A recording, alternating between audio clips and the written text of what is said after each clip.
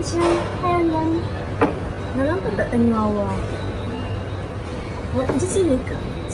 Dah 2 bulan dah saya kerja sini. Kerja macam ni? Sekolah tinggi-tinggi, kerja macam ni pula? Baik macam tu. Yang penting rezeki dia sendiri. Alah, saya cakap je. Orang macam ni boleh berjaya ke?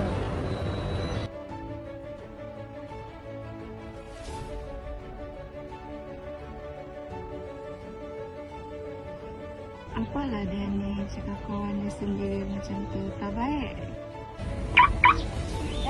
Kenapa pula ni tiba-tiba pancit? Aduh, tak ada orang nak tolong ke?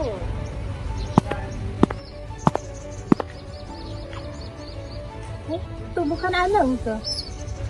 Kata Alam. Dia tahu aku Yes, kau kan saya tiba-tiba pancit lah. Awak nak saya tolong? Saya pandai cerita kayak tekan. Orang tolong saya, senang dengan awak. Kenapa? Lagipun kita kan kawan juga. Yalah. Oh, dah berbaik kot. Baguslah kalau macam tu. Ya, Grace, saya ni minta maaf dengan orang. Selalu dengan suka saya sendiri. Apa tu? Yang penting sekarang kita belajar. Lepas tu, lepas ni kita berbaik lah. Betul.